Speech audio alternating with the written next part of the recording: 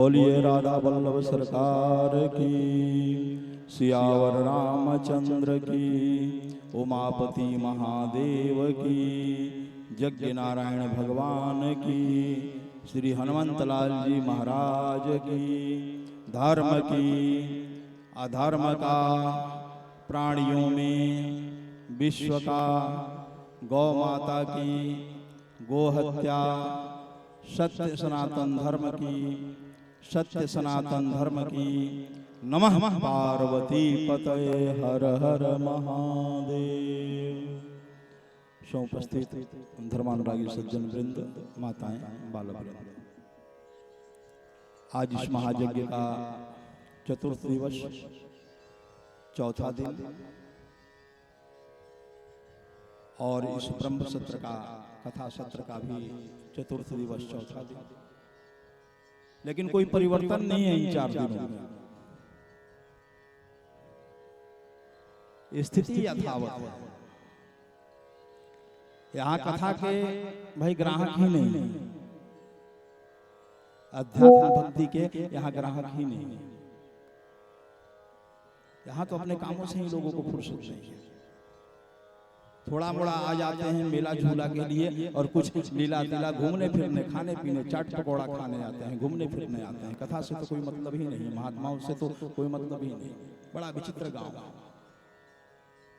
जीवन में हम लोग को भी कभी कभी ऐसा ग्राम मिलता है।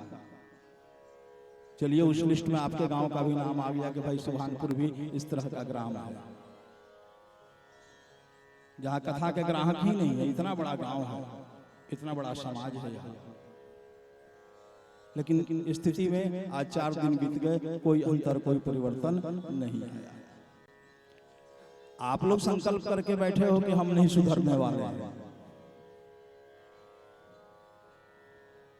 लेकिन हम भी ऐसे महात्मा हैं कि जहां जाते हैं तो संकल्प करके जाते हैं कि बिना सुधारे छोड़ेंगे।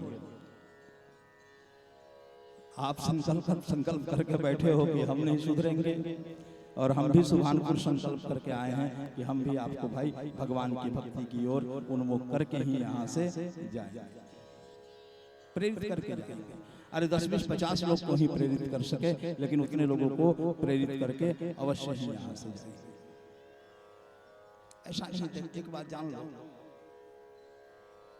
इस जीवन में सबसे बड़ा धर्म यही है कि भगवान के चरणों में अनुराग हो जाए, प्रेम हो जाए, जैसे भी हो जाए। काम से, क्रोध से, लोभ से, मोह से, द्वेष से, घृणा से, जैसे भी हो जाए, उनके चरणों में प्रेम हो जाए। इससे बड़ा इस जगत में कोई धर्म है नहीं।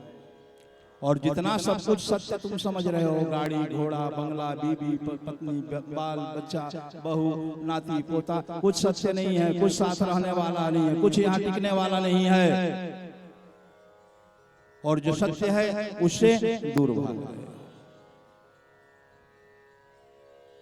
अपने स्वरूप को ही नहीं जान रहे हो। कल हमने आपके स्वरूप का बोध कराने का प्रयास किया, रामचरितमानस की चौपाई के अनुसार। ईश्वर अंश जीव अविनाशी, चेतन अमल सहज सुख राशि। आप स्वयं आनंद स्वरूप हो, नारायण के ही अंश हो, नर ही नारायण है। अपने भीतर ढूंढ लोगे, दर्शन हो जाएगा। जो तुम हो वह वही है, लेकिन उसे ढूंढने की फुर्सत किसको है? समय किसी के पास है? अनिच्छा है, इच्छा भी नहीं है और समय भी नहीं है, क्योंकि यहाँ तो सब भगवान बने बैठे हैं भाई। भगवान की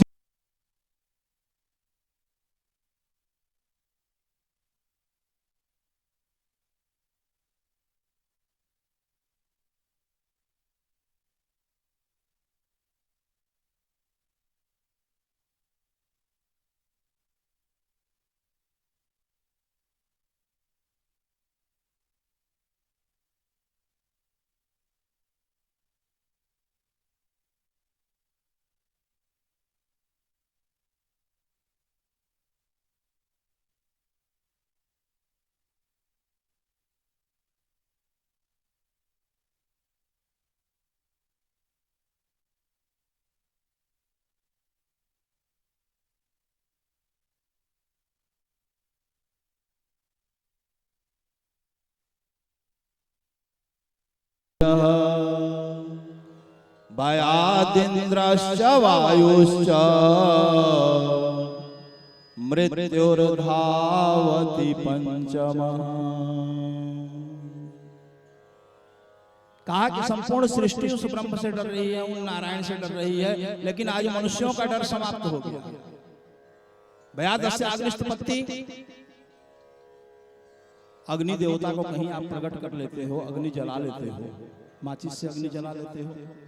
बहुत लोग पत्थर रगड़ करके अग्नि प्रकट कर लेते हैं, बहुत लोग लकड़ी के घर्षण से, जैसे आपके यहाँ यज्ञ में अग्नि मंथन से अग्नि देवता का प्राकट्य हुआ, लकड़ी के घर्षण से भी अग्नि को प्रकट कर लिया जाता है। तो क्या अग्नि बारूद के प्रभाव से या पत्थर के घर्षण से या लकड़ी के घर्षण से प्रकट हो जाती है? नहीं।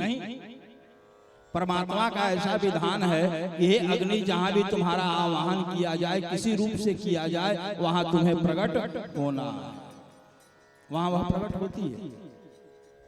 और तुम्हें जिस मर्यादा में रखा जाए उस मर्यादा में रहना। हर घर में अग्नि है, अग्नि के बिना एक दिन जीवन नहीं चल सकता। माताएं घर में भोजन बनाती हैं, पहले तो लकड़ी पर, गोईठा पर आदि पर, कोयले पर भोजन बनता था, अब तो गैस घर घर हो गया। लेकिन गैस भी है तो गैस की मर्यादा में ही अग्नि रहती है, चूल्हे की मर्यादा में ही अग्नि रहती है। माताएं घर में भोजन बनाती हैं, यह नहीं कि चूल्हे की मर्यादा का उल्लंघन करके पूरे घर में फैल जाए, ऐसा नहीं। अग्नि चाहे तो 1 मिनट में संपूर्ण सृष्टि को भस्म कर दे। गर्मी के दिनों में एक छोटी सी चिंगारी खेत खलिहान में कहीं गिर जाती है तो देखते देखते गांव के गांव जल करके स्वाहा हो जाते हैं। लेकिन नहीं, अग्नि देवता ऐसा नहीं करते हैं। उन्हें जिस मर्यादा में रखा जाता है उसी मर्यादा में रहते हैं। हमारे आचार्यगण अग्नि देवता को यज्ञ कुंड में स्थापित किए हैं, तो यज्ञ कुंड की मर्यादा में है। ऐसा तो नहीं है कि पूरे ग्राम में फैल गए, नहीं। हमारे आचार्यगण उन्हें जिस मर्यादा में रखे हैं उस मर्यादा में वह स्थिर है। वह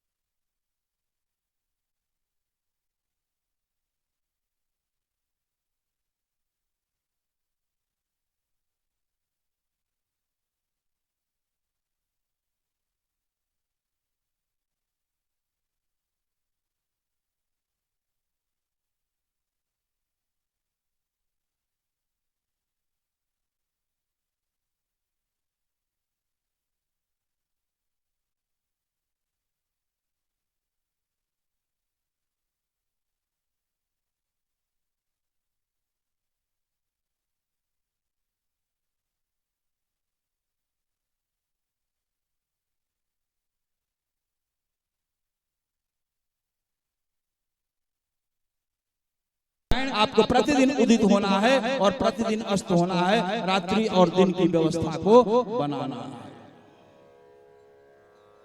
और वह कभी इस नियम का उल्लंघन नहीं करते हैं। अगर वो सोच ले कि नहीं भाई रात्रि हो गई, आराम कर रहे हैं, तो अब आराम ही करते रहे, तब क्या होगा, पूरी सृष्टि में तो अंधकार हो जाएगा। लेकिन वह ऐसा नहीं करते। जो परमात्मा के द्वारा बनाया हुआ विधान है, नियम है, सृष्टि चक्र है, उसका वह पालन निरंतर करते रहते। डर है कि अगर ऐसा नहीं करेंगे तो उनके दंड से हमें दंडित होना पड़ेगा। भयादिन्द्रश्च वायुश्च, इंद्र आदि देवता हैं, वरुण आदि देवता हैं, पवन आदि देवता हैं, ये चाहे तो पल में विनाश कर दें। वर्षा ऋतु में वज्रपात होता है, बिजली गिरता है, ठनका गिरता है। क्या कहते हो आप? बिहार में शायद ठनका बोलते हैं। वज्रपात बिजली सब जगह बोला जाता है। जहां भी गिरता है, जिसके भी ऊपर में गिर जाए, अगल बगल का जो भी रहता है वो सब खत्म हो जाते हैं। ऐसा झटका होता है कि सब जल करके अपने प्राणों को त्याग देते हैं। मान लो इंद्रदेव सोच ले कि एक ही दिन इतना वज्रपात करो कि सब समाप्त हो जाए, कौन रोक लेगा उनको? पवन और वरुण के सहयोग से, वायु और जल के संयोग से समुद्री तूफान आता है, जिसे आजकल की आधुनिक भाषा में सुनामी कहते हैं। पिछले 20-20 वर्षों का इतिहास उठाकर देखेंगे तो विश्व में जहां भी सुनामी का प्रभाव हुआ, 10-20 सेकंड, 50 सेकंड, 60 सेकंड में लाखों लोग काल के गाल में समा गए। अगर वरुण वायु आदि देवता चाह जाएं कि एक ही दिन में समस्त सृष्टि को समाप्त करना है तो कौन रोक लेगा? कोई नहीं रोक सकता। लेकिन वो ऐसा नहीं करते हैं, अपने प्रभुत्व का उपयोग नहीं करते हैं। उन्हें डर है उस परमात्मा का, उस ब्रह्म का, कि अगर हम अपनी मर्यादा का उल्लंघन करेंगे, नियमों का उल्लंघन करेंगे तो उनके दंड से हमें दंडित होना पड़ेगा। भयादिन्द्रश्च वायुश्च और मृत्यु धावति पंचमा। जमराज की भी ड्यूटी बड़ी खतरनाक है, बड़ी कठिन ड्यूटी है। एक जीव मरा लेकर के गए, तब तक दूसरा मर करके यहाँ तैयार है। जाना और आना, जाना और आना उनका निरंतर लगा रहता है, कभी छुट्टी नहीं है, एक दिन रेस्ट नहीं है, एक मिनट छुट्टी नहीं। अब जमराज सोचे कि एक ही दिन जमपास में सबको बांधो और ले चलो भाई, कल से रेस्ट होगा। कौन रोक लेगा उनको? लेकिन वह ऐसा नहीं करते। जिसका काल जब निश्चित है, किसी को गर्भ से ले जाएंगे, किसी को जन्म के समय ले जाएंगे, किसी को बाल्यावस्था में ले जाएंगे, किसी को युवावस्था में ले जाएंगे, किसी को वृद्धावस्था में ले जाएंगे, और कोई पड़ा पड़ा बिस्तर पर सड़ता रहेगा, उसको नहीं ले जाएंगे। जिसका जब काल निश्चित है उसी समय ले जाएंगे, ना एक क्षण आगे ले जाएंगे, ना एक क्षण पीछे ले जाएंगे, क्योंकि उस परमात्मा का भय है, डर है। तो उनके बनाए नियमों के अनुसार, विधान के अनुसार अगर हम नहीं चलेंगे तो उनके दंड से हमें दंडित होना पड़ेगा। और आज मनुष्यों का डर समाप्त हो गया। मनुष्य तो स्वयं भगवान बन गया है। अब हमारे सामने कौन है?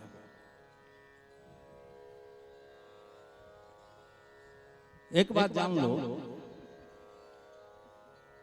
आप लोग के हर घर से कोई न कोई बच्चा शहरों में रह रहा है आजकल। आप लोग भी शहरों में आते जाते हो, हर जगह शहरों का विकास हो रहा है।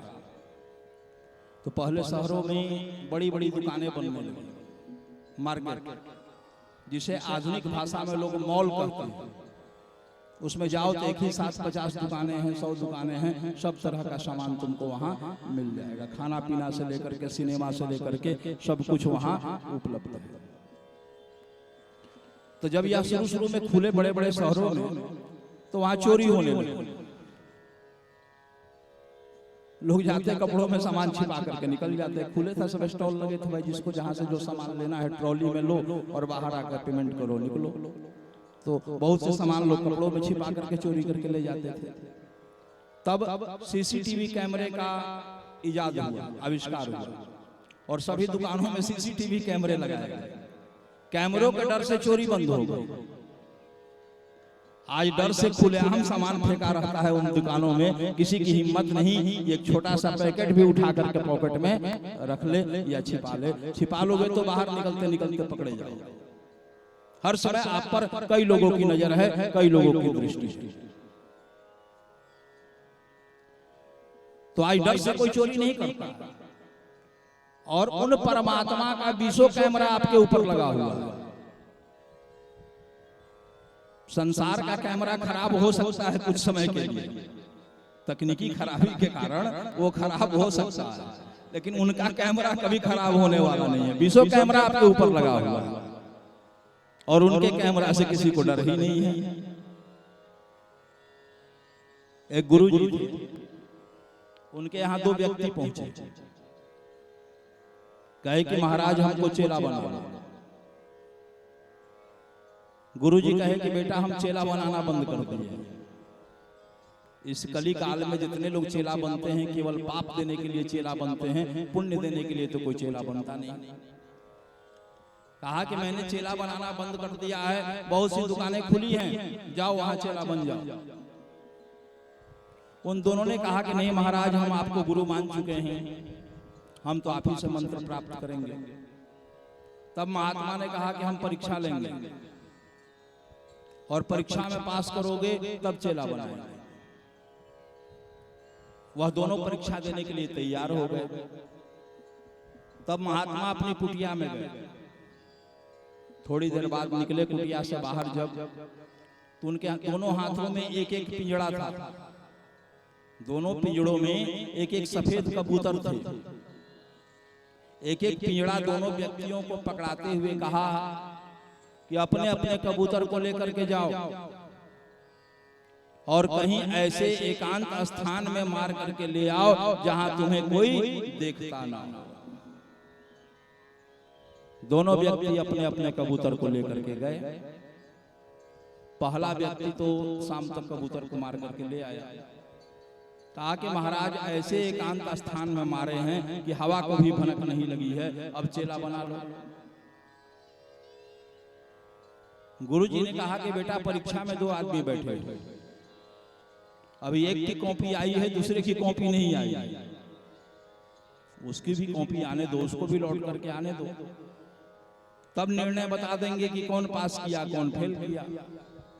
दूसरा व्यक्ति जो है 1 दिन नहीं, 2 दिन नहीं, 3 दिन नहीं, 1 महीना नहीं, 2 महीना नहीं, 3 महीना नहीं, 1 वर्ष नहीं, 2 वर्ष नहीं, 3 वर्ष नहीं, पूरे 3.5 वर्ष के बाद लौटा। और 3.5 वर्ष के बाद लौटा तो उस कबूतर को जीवित लेकर के लौटा, खिला पिला करके मोटा ताजा बड़ा करके लेके लौटा। संत देख करके हंस पड़े। संत ने हंसते हुए पूछा कि क्यों बेटा, तुम्हें 3.5 सालों में कोई कहीं एकांत स्थान नहीं मिला जहां पर तुम इसको मार सको, इसका वध करके ला सको, जहां तुम्हें कोई देखता ना हो। उस व्यक्ति ने कहा कि महाराज मैं इन 3.5 वर्षों में पूरी दुनिया का भ्रमण कर गया, लेकिन मुझे कहीं कोई ऐसा स्थान नहीं मिला जहां मुझे कोई देखता न हो। ये कोई मनगढ़ंत कहानी नहीं, महाभारत का प्रसंग सुना रहा है। मुझे कोई देखता न हो। गुरुजी ने पूछा कि बेटा कमरा बंद करके मार देता, कौन देख लेता? बहुत से कुकर्म आजकल कमरे बंद करके हो जा रहे। कहा कमरा बंद करके मार देता, कहीं जंगल में ले जाकर मार देता, पहाड़ की चोटी पर ले जाकर मार देता, गुफा में मार देता, कौन देखता? उसने कहा कि गुरुजी हमने सब स्थान देखा, लेकिन हमें ऐसा कोई स्थान नहीं मिला जहां मुझे कोई देखता न हो। गुरुजी ने पूछा कौन देखता? शिष्य ने कहा अहोरात्र विजानाति ऋतवश चापि नित्यशः पुरुषे पापकं कर्म शुभम वा शुभ कर्मिणः। कहा कि गुरुजी सबसे प्रथम कैमरा जो है, सबसे पहले गवाह जो है वह दिन और रात्रि है, दिवस और रात्रि। कहा कि कोई भी कर्म करोगे या तो दिन में करोगे या रात्रि में करोगे। दिन होगा तो दिवस का प्रभाव हर जगह होगा, घर के भीतर भी प्रकाश होगा, सूर्य का प्रभाव तो होगा ना, जंगल में भी प्रकाश होगा, पर्वत की चोटी पर भी प्रकाश होगा, गुफा में भी दिन के समय में प्रकाश हो जाएगा। कहा कि दिन में कोई कर्म करोगे, तुम्हारे शरीर से जो भी शुभ अशुभ जो भी कर्म होगा, पुण्यमय पापमय जो भी कर्म होगा, उस कर्म के साक्षी वह दिवस, वह तिथि और सूर्य नारायण यह होते हैं। यह सब कैमरा है, यह निरंतर आप पर दृष्टि रखे हुए हैं, आपके हर कर्म पर दृष्टि रखे। कहा कि रात्रि में अगर होता है तो रात्रि है, चंद्रमा है, तारे नक्षत्र आदि हैं, यह जीव के हर कर्म पर निरंतर दृष्टि रखते हैं। कहा कि अहोरात्र विजानाति, कहा कि प्रथम 2 कैमरा तो गुरुजी यह दिन और रात है। कोई भी कर्म करोगे तो या तो दिन में करोगे या रात में करोगे। रात्रि होगा तो रात्रि का भी प्रभाव सब जगह होगा, पर्वत की चोटी पर भी होगा, गुफा में भी होगा, जंगल में भी होगा, घर के भीतर भी होगा, अंधकार हो जाएगा। तो जब जो कर्म होगा, दिन में कर्म होगा तो दिवस साक्षी होगा, और रात्रि में कर्म होगा तो वह रात्रि आपके कर्म की साक्षी। और रात्र विजानाति ऋतवश् चापि नित्यशः। कहा कि गुरुजी और भी कैमरा है, अगला 6 कैमरा और है। कहा कि वह 6 कैमरा कौन सा है? कहा कि हमारे यहाँ 6 ऋतुएं हैं, बसंत, हेमंत, शिशिर, ग्रीष्म, शरद, वर्षा आदि हमारे यहाँ 6 ऋतुएं बताई गई। हर ऋतु 2-2 माह का होता है। और जिस ऋतु में आपके शरीर से जो भी शुभ अशुभ कर्म होता है, पुण्यमय पापमय कर्म होता है, उस कर्म का साक्षी वह ऋतु होती है, उस कर्म की गवाह होती है। कहा कि गुरुजी ऋतुएं निरंतर हर जीव के पुण्य और पाप पर, हर कर्म पर निरंतर दृष्टि रखती हैं। गुरुजी ने पूछा कि और भी कोई है क्या भाई? कहा कि गुरुजी यहाँ कैमरों की लाइन लगी है। कहा और कौन सा कैमरा? कहा पृथ्वी वायुराकाश मापो ज्योतिर्मनो अंतकः बुद्धिरात्मा च सहिता धर्म पश्यति नित्यतः। कहा कि गुरुजी यह धरती माता है। धरती माता कहाँ नहीं है? तुम्हारा घर बना है किसी धरती पर न बना है। कमरा ही बंद करके कोई कर्म करोगे तो वहां धरती माता तो होंगी। जंगल में भी धरती माता है, पर्वत की चोटी पर भी विराजमान है, गुफा के अंदर भी विराजमान है। कहा कि कहीं भी तुम्हारे शरीर से जो भी शुभ अशुभ कर्म होता है, पुण्यमय पापमय कर्म होता है, उस कर्म की साक्षी यह पृथ्वी है, यह धरती माता है। यह भी एक कैमरा है। कहा वायु, पृथ्वी वायु। कहा पवन देवता अगले कैमरा है। गुरुजी पवन देवता कहाँ नहीं है? रूम के भीतर नहीं है कि गुफा में नहीं है कि जंगल में नहीं है कि पर्वत की चोटी पर नहीं है? कहाँ नहीं है? अगर वह नहीं रहेंगे तो मनुष्य की श्वास चलेगी ही नहीं, प्राण ही नहीं रहेंगे। प्राण के संवाहक हैं। अगर तुम्हारे शरीर में प्राण है तो वहां पवन देवता विराजमान है। तो अगला कैमरा जो है यह पवन है। यह हर आपके पुण्यमय पापमय शुभ अशुभ कर्म का साक्षी है, गवाह है। पृथ्वी वायु आकाश। आकाश अगला कैमरा आकाश है। आकाश कहाँ नहीं है भाई? हम मंच पर बैठे हैं तो मंच के भीतर ये आकाश है, तब तो बैठे हैं मंच आकाश में। आप मंडप पंडाल आकाश में बैठे हो, या पंडाल के भीतर खाली स्थान है, आकाश है, तब तो आप यहाँ बैठे हो। आकाश कहाँ नहीं है? घर के भीतर, कमरा के भीतर भी तो आकाश है, तब तो आपका पलंग मेज कुर्सी लगा हुआ है, उसमें विश्राम करते हो। कहा कि आपके द्वारा शरीर से कहीं भी कोई भी कर्म हो, आकाश निरंतर उस कर्म पर अपनी दृष्टि रखते हैं, और यह भी एक साक्षी हैं, यह भी एक गवाह है, कैमरा। पृथ्वी वायु आकाश मापो। कहा कि अग्नि देवता है। अग्नि देवता कहाँ नहीं? पंच तत्व से यह संपूर्ण सृष्टि बनी है। आपका शरीर भी बना है चित जल पावक गगन समीरा। आपके शरीर में ही अग्नि है। अग्नि के अनेक रूप होते हैं। घर में जो माताएं भोजन बनाती हैं जिस अग्नि पर, उसे गृहाग्नि कहते हैं। अग्नि मंथन के द्वारा जिस अग्नि को प्रकट करके यज्ञ कुंड में स्थापित किया गया, उसे यज्ञाग्नि कहते हैं। समुद्र में जल के घर्षण में, समुद्री तूफानों के टकराने से, लहरों के टकराने से अग्नि प्रकट हो जाती है, पानी में आग लग जाती है, उसको बड़वाग्नि कहते हैं। जंगलों में पत्थरों के घर्षण से, बांसों के घर्षण से आग लग जाती है, देखते देखते बड़े के बड़े जंगल जल जाते हैं, उसको दवाग्नि कहते हैं। और पेट के भीतर भी एक अग्नि होती है जिसको जठराग्नि कहते हैं। अगर जठराग्नि ना हो तो भोजन के पाचन की क्रिया ही नहीं होगी, ऐसे ही आदमी मर जाए। तो अग्नि देवता तो साक्षात तुम्हारे शरीर में विराजमान हैं, और वह भी एक कैमरा है। तुम्हारे हर कर्म पर निरंतर उनकी दृष्टि विद्यमान है। पृथ्वी वायु आकाश मापो ज्योतिर्मनो अंतकः। कहा कि सूर्य हैं, चंद्रमा हैं, नक्षत्र हैं, तारे हैं, सब तो कैमरा ही कैमरा है। गुरुजी कितना कैमरा गिनवाए, गिन नहीं पाइए। और कहा कि गुरुजी बुद्धिरात्मा च सहिता। कहा कि जिस दिन शरीर छूटेगा, धर्मराज के दरबार में पेशी होगी, यमराज के दरबार में पेशी होगी, तो अपनी बुद्धि, अपनी आत्मा, अपना मन भी तुम्हारा साथ नहीं देगा। यह भी वहां सत्य ही बोलेगा। अगर तुमने अपराध किया है तो वह स्वीकार करेगा कि हमने अपराध किया है। बुद्धिरात्मा च सहिता। और कहा कि धर्म पश्यति नित्यदा।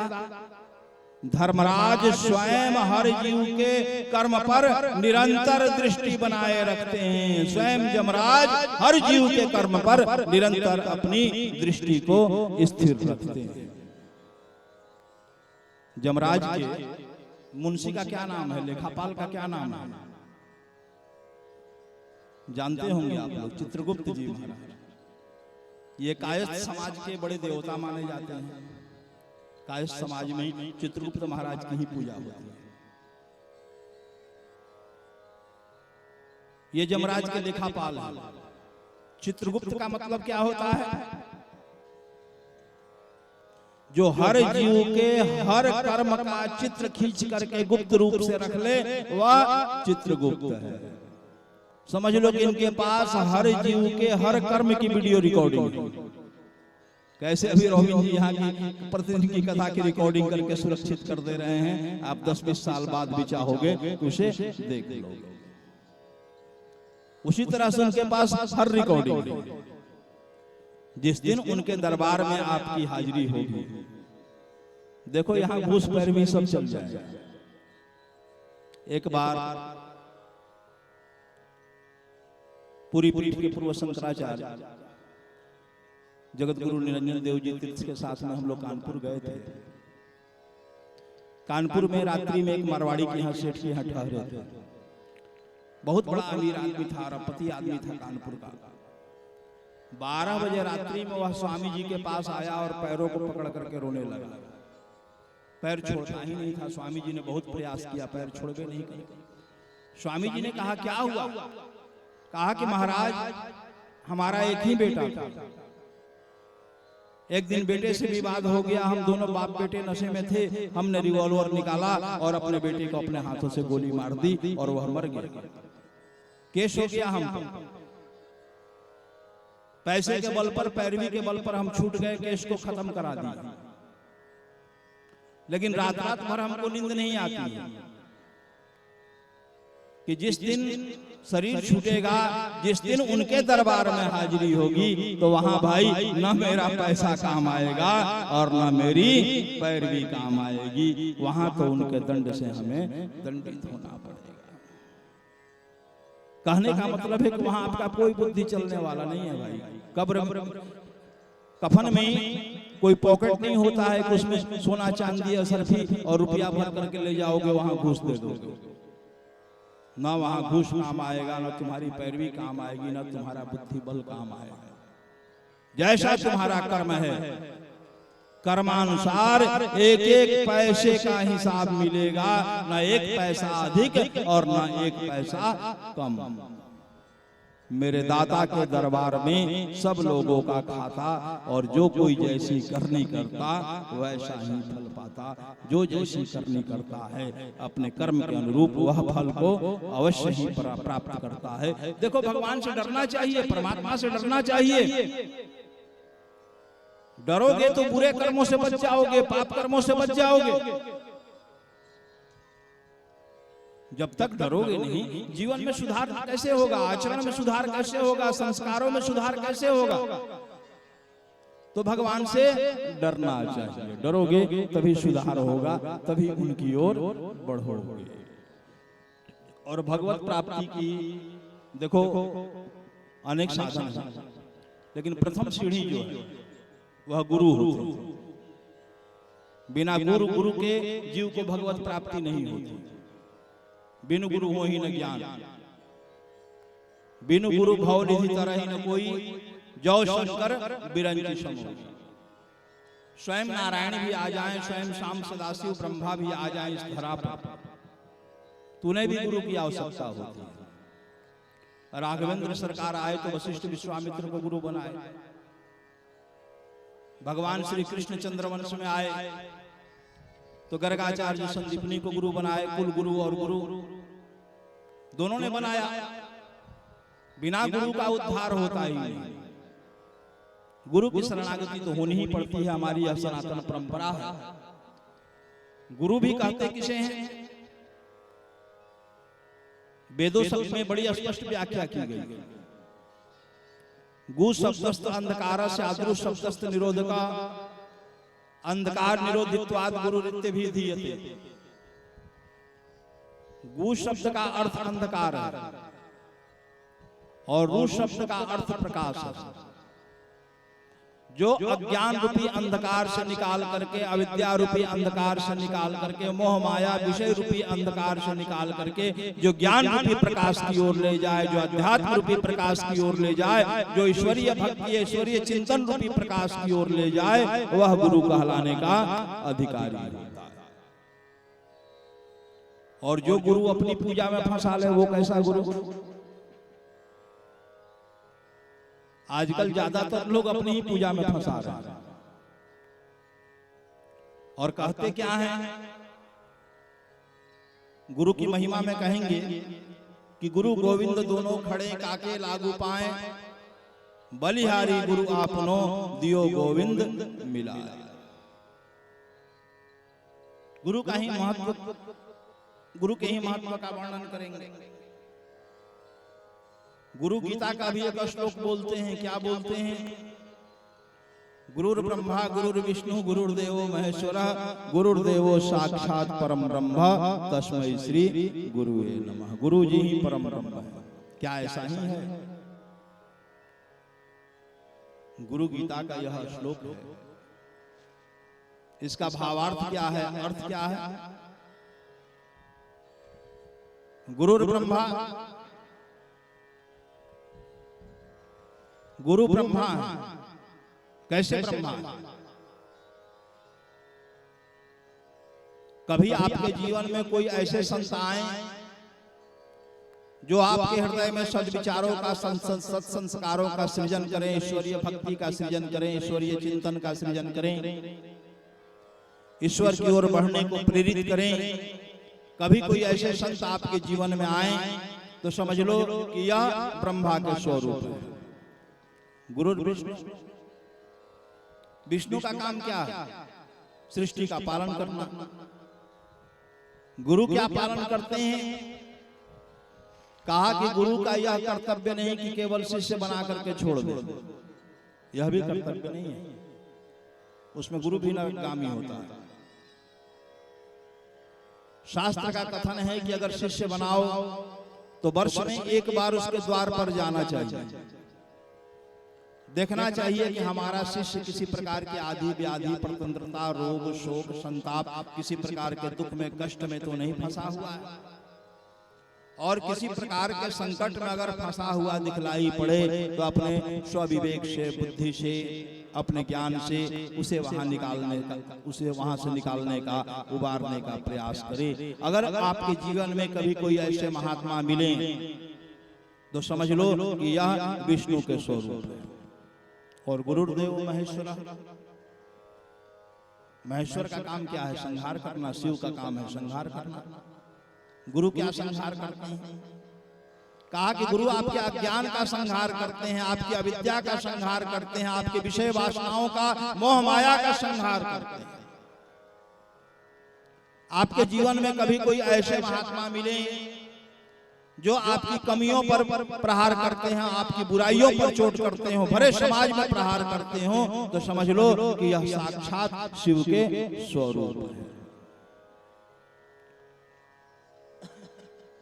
और कभी जीवन में इन तीनों गुणों से युक्त कोई महात्मा मिल जाए, जल्दी मिलते नहीं है, लेकिन भगवत कृपा हो जाए, ऐसे कहीं कोई महात्मा मिल जाए तो उनकी शरणागति स्वीकार करना चाहिए। उनसे अपनी श्रद्धा का अनुरूप इष्ट का मंत्र प्राप्त करना चाहिए, उपासना पद्धति प्राप्त करना चाहिए, फिर भगवान का भजन करना चाहिए। और जो देखो सदगुरु होते हैं, आजकल तो भाई गुरुडम का भी बड़ा लंबा चौड़ा व्यापार है, अनेक संस्थाएं चल रही हैं।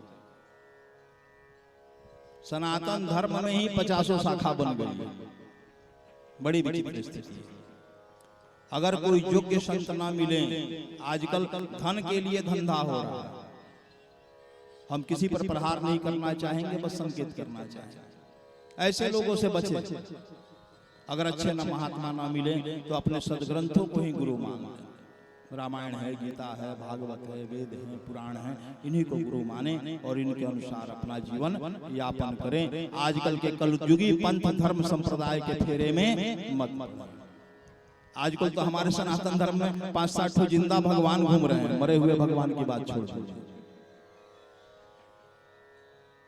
तो बड़ी विचित्र स्थिति है, ऐसे लोगों से बचने की आवश्यकता है। लालची गुरु, स्वार्थी चेला और होए नरक में ठेलम ठेला।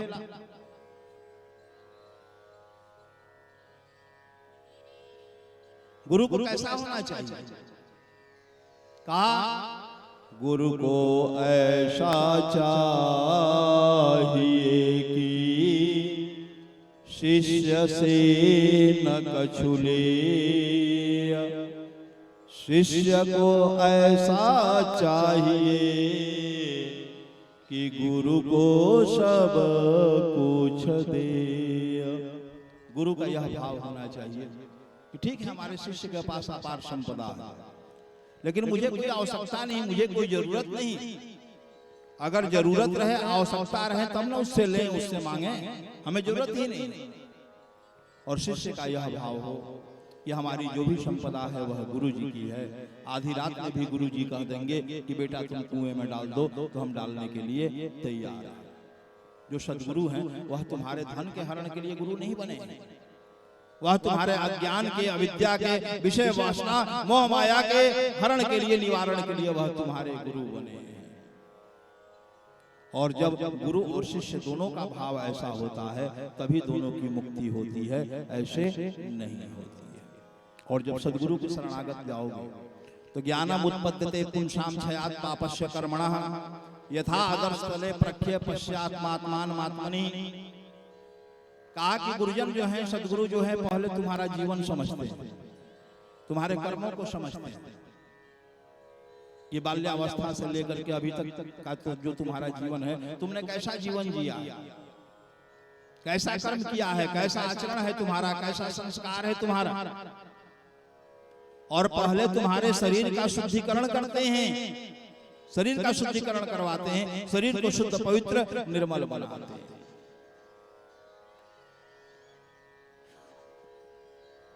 जब शरीर को शुद्ध निर्मल बनाएंगे फिर प्रायश्चित कर्म करवाते हैं। तुमने जो पाप कर्म आदि जो संग्रहित किया है, उन पापों से जब तक मुक्त नहीं होगे, भगवान के चरणों में अनुराग होने वाला नहीं है, प्रेम होने वाला नहीं है, उनकी प्राप्ति होने वाली नहीं है। अनेकानेक प्रायश्चित कर्म करा करके उन पापों से जीव को मुक्त करते हैं। और तब मुक्ति हित्वान यथा स्वरूपेण स्मृति ही, तब उसके आत्म स्वरूप का, आत्म तत्व का बोध कराते हैं, उसे उपासना की पद्धति आदि प्रदान करते हैं, ब्रह्म ज्ञान आदि प्रदान करते हैं। और गुरु की कृपा से ही जीव को ब्रह्म ज्ञान का अनुभव होता है, ऐसे नहीं होता। भाई गुरु की कसौटी तो हमने बता दी। और गुरु के चरणों में देखो, शिष्य की भी निष्ठा होनी चाहिए, शिष्य की भी श्रद्धा होनी चाहिए। शिष्य का भी कर्तव्य वेदों में बताया गया। क्या बताया गया? यश देवो परार भक्तिर यथा देवो तथा गुरो तस्यैते कथिताह्यर्था प्रकाशन्ते महात्मना। कहा कि जिस प्रकार की भक्ति, भावना, निष्ठा, श्रद्धा, समर्पण, प्रेम जीव का भगवान के चरणों में होता है, उसी प्रकार की निष्ठा, श्रद्धा, प्रेम, समर्पण जब जीव का गुरु के चरणों में होता है, तो वैसे ही जीव के प्रति गुरु जो हैं अपने जो भी जीवन में ब्रह्म तत्व का अनुभव पाए रहते हैं, ब्रह्म तत्व का ज्ञान पाए रहते हैं, वह प्रदान करते हैं। सभी शिष्यों को प्रदान नहीं करते हैं, केवल कान फुकवा लेने से नहीं होता। जो उस पात्रता को, जो योग्यता को धारण करते हैं, वैसे ही शिष्य को जो है, गुरु जो है, वह ब्रह्म ज्ञान प्रदान करते हैं। और वैसे ही शिष्य को भगवत अनुभूति होती है, सबको नहीं होती है। आजकल बहुत से लोग कहते हैं कि महाराज किताबों में तो 7 करोड़ मंत्र लिखा हुआ है, सब उपासना की पद्धति लिखी हुई है, पूजा की पद्धति लिखी हुई है, अनुष्ठानों का विधान लिखा हुआ है, तो गुरु की क्या आवश्यकता है? वहां से देख करके कर लिया जाए, ठीक है, गुरु की नहीं आवश्यकता है। देखो, कोई योग भी करना चाहिए, कोई औषधि का भी सेवन करना चाहिए, तो अच्छे योगाचार्य की देखरेख में करना चाहिए या अच्छे वैद्य डॉक्टर की देखरेख में करना चाहिए, मनमाना नहीं करना चाहिए। अपने मन से योग और आसन लगाने लगोगे तो लाभ की जगह हानि भी तुमको प्राप्त हो सकती है। कोई रोग हो, बीमारी हो और अपने मन से दवा खाने लगोगे तो लाभ की संभावना कम है, हानि की संभावना ज्यादा। उसी तरह से उपासना साधना आदि भी है। तुम उपासना साधना कर रहे हो, बीच में कहीं काम फंस गया, कहीं काम अटक गया, कोई संकट आ गया प्राणों पर, तो वहां तुम्हें कौन बचाएगा? वहां बचाने के लिए गुरु चाहिए। तो जीवन में गुरु की आवश्यकता होती है। गुरु केवल भगवान की ओर ही जीव को उन्मुख नहीं करते हैं, बल्कि संसार में कैसे जीना है, कैसे रहना है, कैसे चलना है, कैसे उठना है, कैसे बैठना है, संसार का व्यवहार वर्तन भी वह बतलाते हैं। इस तरह से रहो, इस तरह से जियो, इस तरह से आचारवान बनो, संस्कारवान बनो, विचारवान। एक बात जान लें, रामचरितमानस में भी गोस्वामी बाबा गुरुपद चरणों की वंदना करते हैं। बिना गुरु की कृपा के ज्ञान नहीं होता। बंदो गुरु पद पदुम परागा,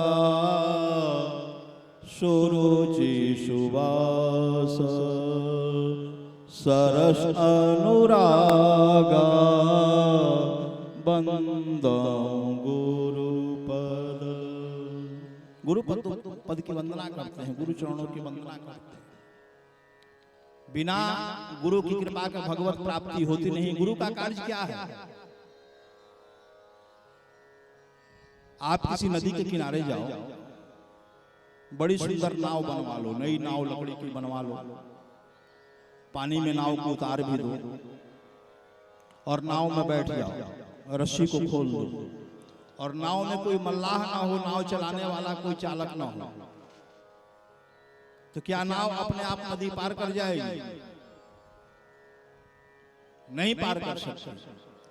पानी के बहाव के साथ साथ भले वह गति को प्राप्त हो जाए, बहने लगे पानी की धारा के साथ साथ में, लेकिन वह उस पार नहीं जा सकती। उस पार जाने के लिए कुशल केवट, कुशल नाविक की आवश्यकता होगी। और नाव पुरानी ही हो, जीर्ण शीर्ण नहीं, लेकिन उसमें एक कुशल केवट हो, कुशल नाविक हो, तो वह नाव बिना किसी कठिनाई के नदी के इस पार से उस पार पहुंच जाएगी। कहने का मतलब है कि यह संसार क्या है? यह संसार सागर है। और यह शरीर क्या है? कहा कि यह शरीर एक नौका है। इस नौका को, इस संसार सागर को पार करना है। और इस नौका को कहीं कोई कुशल केवट मिल गया, कुशल नाविक मिल गया, कुशल मल्लाह मिल गया, तो वह सहजता से इस नौका को इस भवसागर के उस पार पहुंचा देगा। और अगर नहीं मिला तो फिर तो भाई बड़ी कठिनाई है। कहीं बीच में नाव पलट भी सकती है, कहीं पत्थर आदि से टकरा करके टूट करके बिखर भी सकती है। इस कारण जीवन में गुरु की आवश्यकता होती है। जो नाव को नदी के इस पार से उस पार करने में मल्लाह का कार्य है, वही कार्य गुरु का है, जो इस जीव को इस भव सागर रूपी संसार सागर से उस पार उतारते हैं, उस पार पहुंचाते हैं। एक तरह से सामान्य भाषा में कहो तो गुरु जो हैं वह केवट का कार्य करते हैं, मल्लाह का कार्य करते हैं। संत लोग कहते हैं कि कहीं ना कहीं किसी न किसी खूंटे से बंध जाना चाहिए। कहीं किसी खूंटे से बंधे रहोगे तो सुरक्षित भी रहोगे और निश्चिंत भी रहोगे। पशुओं को आप घर में बांध करके रखे हैं, गाय भैंस घोड़ा आदि को, तो उनको चिंता है कि हमको पानी कौन पिलाएगा, पानी हम कहां से लाने जाएंगे, या चारा कहां से लाएंगे। जिसने बांध करके रखा है उसको चिंता है कि पशु को समय से चारा देना है, समय से जल पिलाना है। और जो खुले पशु हैं, आवारा पशु हैं, बिहार में तो कम दिखलाई पड़ते हैं।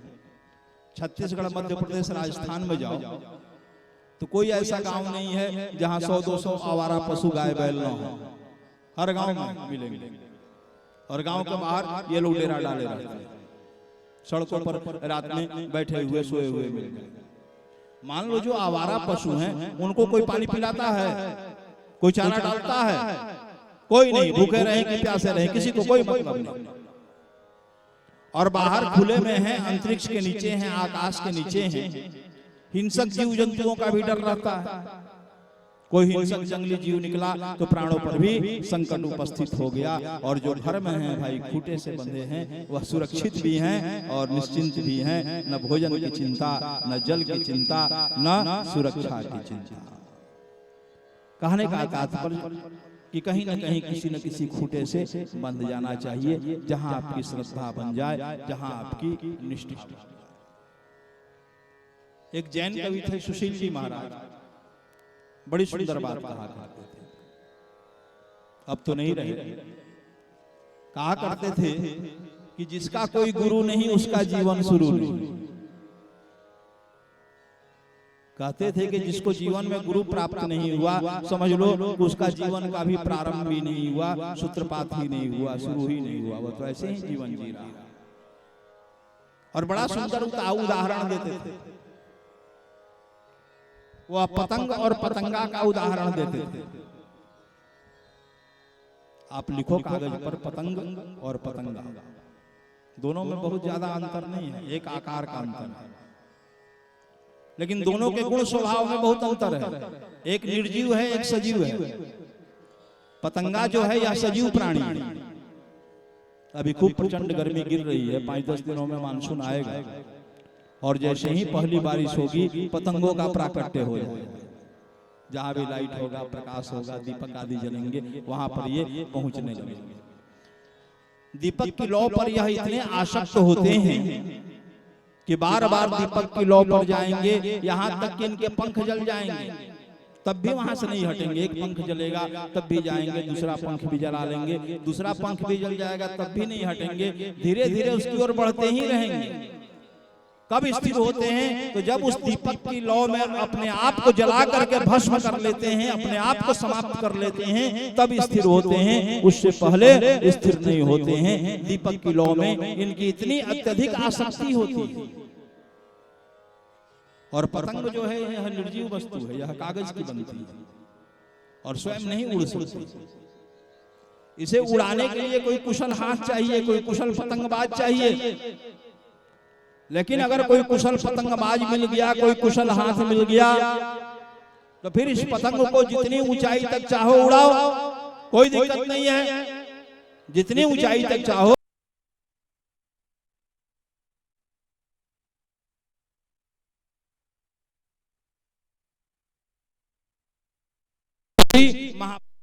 देना चाहिए, माता पिता गुरुजनों के हाथ में देना चाहिए। अपने मस्तक के सिर पर किसी का आशीष रूपी हाथ रहना चाहिए, पीठ पर किसी का आशीर्वाद रूपी हाथ रहना चाहिए। जीवन की डोर अगर गुरुजनों माता पिता के हाथों में रहेगी तो फिर जितनी ऊंचाई तक उड़ना है उड़ो, और जब कोई खतरा दिखे वह स्वयं तुम्हें सुरक्षित वहां से उतार करके नीचे रख लेंगे।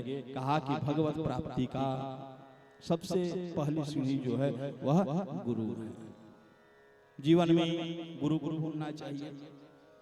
और देखो आजकल सब इच्छा होती है, सब कामना होती है। किसी को भगवत प्राप्ति की इच्छा है कि हमको भगवान मिल जाए। इतने लोग बैठे हो, एक आदमी में हाथ उठाओ। सत्य बोलना, जबरदस्ती में हाथ मत उठा देना। किसी की इच्छा नहीं है। डॉक्टर बन जाए, वकील बन जाए, बैरिस्टर बन जाए, बड़े बिजनेसमैन बन जाए, ठेकेदार बन जाए, नेता बन जाए, मंत्री बन जाए, संतरी बन जाए, आईएएस बन जाए, आईपीएस बन जाए, जज बन जाए, सब इच्छा है। लेकिन किसी के मन में यह इच्छा है कि भगवान मिल जाए। किसी के मन में नहीं। लोग सोचते हैं कि हमारे दादा परदादा लकड़ दादा छड़ दादा 7 पुश्तों में तो किसी को भगवान मिले नहीं, तो क्या गारंटी है कि हम प्रयास करेंगे तो हमको मिल जाएंगे। जीव को विश्वास नहीं होता। यह निराशा पिशाचिनी मन में बैठी हुई है। इस निराशा पिशाचिनी को निकालने के लिए हमारे दादा गुरुदेव धर्म सम्राट स्वामी करपात्री जी महाराज बड़ी सुंदर इसकी व्याख्या करते थे। कहते थे कि एक बार बनारस के कुछ विद्वान दिल्ली घूमने के लिए गए। दिल्ली घूमने के क्रम में दिल्ली संग्रहालय को देखने के लिए चले गए, दिल्ली म्यूजियम को देखने के लिए चले गए, दिल्ली म्यूजियम को। दिल्ली संग्रहालय में हड़प्पा मोहनजोदड़ो की खुदाई के अनेकानेक अवशेष रखे हुए हैं। सिंधु घाटी सभ्यता की खुदाई के अनेकानेक अवशेष जो हैं वहां रखे हुए हैं। काशी के वैदिक विद्वान गए, उन अवशेषों को देखने लगे, मूर्तियों को देखने लगे, शिल्प कलाओं को देखने लगे, पट्ट लेखों को देखने लगे, पत्थरों पर जो लेख आदि थे, जो चित्रकलाएं आदि थी, उनको देखने लगे। चलते चलते एक शिला चित्र के पास सभी रुक गए। वह बड़ा सुंदर शिला चित्र था, शीशे में बंद था। उस शिला चित्र में एक वृक्ष का चित्र था और उस वृक्ष की एक टहनी पर दो पक्षी बैठे थे। दोनों ही पीले रंग के थे, सुनहले रंग के थे, और दोनों के बीच में एक फल रखा हुआ था। एक पक्षी उस फल को खा रहा था और दूसरा पक्षी उसे खाते हुए देख करके, भोग लगाते हुए देख करके आनंदित हो रहा था, प्रसन्न हो रहा था। विद्वानों में चर्चा चली, यह किस सभ्यता का चित्र है। किसी ने कहा सिंधु घाटी सभ्यता का है, किसी ने कहा कि मेसोपोटामिया की सभ्यता का है, किसी ने कहा कि सुमेरियन सभ्यता का है, किसी ने कहा कि मिस्र की सभ्यता का है। उसी समय एक रिंग वेद का ब्राह्मण था, रिंग वैदिक ब्राह्मण वहां पर था। उसने कहा कि यह किसी सभ्यता का चित्र नहीं है, तुम लोग नहीं समझ पा रहे हो। यह वैदिक सभ्यता का चित्र है, भारतीय संस्कृति का चित्र है, वैदिक संस्कृति का चित्र है, और वेद के अनुसार यह चित्र है, वेद की श्रुति महारानी के अनुसार यह चित्र है। उससे पूछा गया कि कैसे यह वैदिक सभ्यता का चित्र है। उसने ऋग्वेद से एक श्रुति को कहा, श्रुति महारानी को बोला, क्या कहा? द्वासुपर्णा सयुजा सखायां समानं वृक्षां परिखस्वजायते तयोरन्यं पिपलं स्वाद्वत्या न सनन्यो अभिचाकशीति। क्या कहते हैं? श्रुति महारानी क्या कह रही है? कह रही है द्वासुपर्णा। यह श्रुति महारानी इसी हेतु हैं, आपके मन में जो निराशा पिशाचिनी बैठी है कि हमारी भाई 7 पीढ़ियों में 10 पीढ़ियों में किसी को तो भगवान मिले नहीं, तो क्या गारंटी है कि हम प्रयास करें तो मिल जाए। इसी निराशा पिशाचिनी को आपके मन से निकालने के लिए यह श्रुति है। श्रुति महारानी क्या कह रही हैं? कह रही हैं द्वासुपर्णा, कहती हैं कि 2 सुपर्ण पक्षी, वृक्ष की एक डाली पर 2 सुनहले पक्षी बैठे। सुनहले हैं, एक आकार के हैं, एक रंग के हैं, शरीर की बनावट एक ही है, यानी दोनों एक ही जाति के पक्षी। यह दोनों पक्षी कौन हैं? एक डाली पर जो बैठे हैं, तो यह शरीर ही वह डाली है और इसी पर वह दोनों पक्षी बैठे हैं। एक पक्षी है जीवात्मा और दूसरा पक्षी है परमात्मा, वह ब्रह्म है। और दोनों की जाति जो है एक ही है। कल से क्या व्याख्या चल रही थी? ईश्वर अंश। भाई बेटे की वही जाति न होती है जो पिता की होती है। और आप उनके अंश हो, तो दोनों की जाति एक है। परमात्मा आपके 100 जातीय हैं, भगवान आपके 100 जातीय हैं, कोई दूसरी जाति के नहीं है। तो मिलने में क्या परेशानी है भाई? तब जीव कहता है कि नहीं नहीं महाराज, विश्वास नहीं होता कि केवल 100 जातीय होने से भगवान मिल जाएंगे। अरे कौरव पांडव तो भाई भाई थे, आपस में लड़ मरे। बाली सुग्रीव भाई भाई थे, आपस में लड़ मरे। कहा कि केवल 100 जातीय होने से भगवान मिल जाएंगे, भाई इससे विश्वास नहीं होता। श्रुति महारानी कहती हैं कि अरे घबराते क्यों हो, और भी तुम्हारे संबंध है। कहा क्या? कहती हैं द्वासुपर्णा सयुजा सखाया। कहा कि तुम्हारे मित्र हैं, तुम्हारे सखा हैं। स्वजातीय तो हैं ही, और एक बात देखो, स्वजातीय की भी कम महिमा नहीं होती। हर जाति में अमीर और गरीब होते हैं। अब मान लो कि किसी के घर में शादी हो और उसके दरवाजे पर अमीर और गरीब स्वजातीय के सभी लोग पहुंचे हों, तो एक खाट पर अमीर और गरीब को साथ साथ बैठने का तो अधिकार है स्वजातीय होने के कारण। इसको तो कोई नहीं छीन सकता है, कोई नहीं रोक सकता है। तो परमात्मा तुम्हारे स्वजातीय हैं, तो मिलने में क्या कठिनाई है भाई? लेकिन तब भी जीव को विश्वास नहीं होता। तो श्रुति महारानी आगे कहती है कि अरे ठीक है, जाति के हैं तब विश्वास नहीं हो रहा है, तो दूसरा संबंध है कि वह तुम्हारे सखा हैं, तुम्हारे मित्र हैं, तुम्हारे दोस्त हैं, कोई शत्रु नहीं है। और सखा का भी बड़ा ऊंचा स्थान होता है, बड़ा ऊंचा महत्व होता है।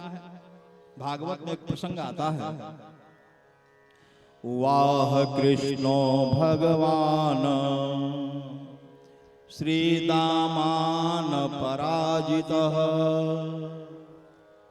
वृषभं भद्रसेनस्तु प्रलम्बो रोहिणी सुतम। एक बार भगवान खेल रहे थे गोप बालकों के साथ में। भगवान श्री रामा के साथ खेल रहे थे और बलदाऊ प्रलंब के साथ खेल रहे थे। खेल में शर्त थी कि जो खेल हारेगा वह घोड़ा बनेगा और जो जीतेगा वह सवारी करेगा। अब सुबह से खेल चल रहा था और भगवान की ऐसी लीला थी कि श्री रामा बार बार हार रहे थे और बार बार उनको घोड़ा बनाना पड़ रहा था। और भगवान बार बार श्री रामा की पीठ पर बैठ करके उनकी सवारी कर रहे थे, घोड़े की तरह उनको दौड़ाते। उनकी चुटिया बड़ी बड़ी थी, श्री रामा ब्राह्मण कुल के थे, उनकी चुटिया बड़ी बड़ी थी। उनकी चुटिया को पकड़ करके खींचते जैसे घोड़े की लगाम खींची जाती है, और अपने एड़ियों से उनकी कोख में भी प्रहार करते कि और तेज दौड़ो, चलो कित कित करके खूब दौड़ाते। अब दिन भर श्री रामा हारते रहे और दिन भर भगवान उनकी सवारी करते रहे, थक थक के चूर हो गए श्री रामा। संध्या बेला हुआ, संध्या बेला में भगवान की ऐसी कृपा हुई कि श्री रामा जीत गए। और जीत गए तो कहा कि अब दाव दो, बहुत चढ़ाई कर लिए, अब चलो घोड़ा बनो। भगवान ने कहा कि मित्र, संध्या का समय हो गया, अब ऐसा करो कि आज का खेल यहीं विश्राम करो, कल फिर से खेल शुरू करेंगे। श्री रामा बिगड़ गए और बिगड़ करके उन्होंने कहा कि भाई बढ़िया बात है, आप जब तक जीतते रहे खेल चलता रहा और आप हार गए तो खेल बंद करो। तो ऐसा करो कि आज से आप अपने घर में सुखी रहो और हम अपने घर में सुखी रहें। अरे हम में आप में अंतर क्या है? आप भी ग्वाले के बेटे हो, हम भी ग्वाले के बेटे हैं। आपके बाबा के पास 5 लाख 10 लाख गाय है, हमारे बाबा के पास 5-10 गाय है। अंतर यही है ना। तो कल से आप अपने महल में सुखी रहो और हम अपनी झोपड़ी में सुखी रहेंगे। आज से आपकी और हमारी मित्रता खत्म, हमारा सखा भाव खत्म। भगवान मित्रता कैसे टूटने दें, सखा का भाव कैसे छूटने दें? ठाकुर जी तुरंत कान पकड़ करके सुदामा के सामने झुके, माफी मांगे, श्री रामा को मनाया और ठाकुर जी घोड़ा बने और सुदामा उनकी पीठ पर बैठ करके उनकी सवारी की और उनकी चुटिया को पकड़ करके खूब खींचा, अपने पैरों की एड़ी से उनके कोख में खूब प्रहार किया। भगवान ने जितना दिन भर सवारी करके श्री दामा को सताया था, श्री दामा ने एक ही बार में सारी कसर निकाल दी। यह सखा का महत्व है, सखा का भाव है कि त्रिलोक्य के स्वामी, जगत के अधिपति भी आज घोड़ा बने हैं।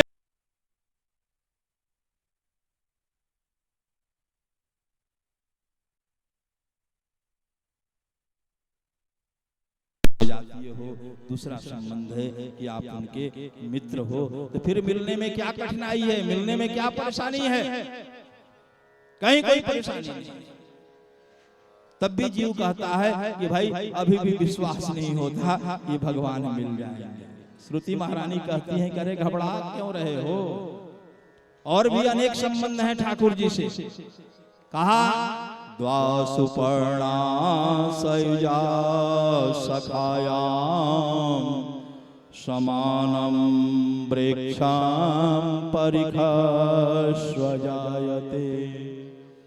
कहा कि ऐसा है कि दोनों एक ही डाली पर है, इसी शरीर में दोनों हैं। ऐसा नहीं कि एक भारत में है एक जापान में है, एक यहाँ है और एक अमेरिका में है, ऐसा नहीं है, दोनों एक ही डाली पर है। कहा कि तीसरा संबंध जो है वह सादृश्य संबंध है। सादृश्य की महिमा यहाँ समझ में नहीं आती है। कभी आप भारत से बाहर विदेश में जाओ, अमेरिका, जर्मनी, जापान, यूरोप आदि, ऑस्ट्रेलिया आदि, अफ्रीका आदि कहीं जाओ, वहां पर कोई भारतीय मिल जाए तो बड़ी प्रसन्नता होगी। हमारे देश का है भारतीय, उसमें भी अगर बिहार का मिल गया तो और मन प्रसन्न हो जाएगा कि हमारे देश का तो है भाई, लेकिन बिहार का भी है, हमारे राज्य का है।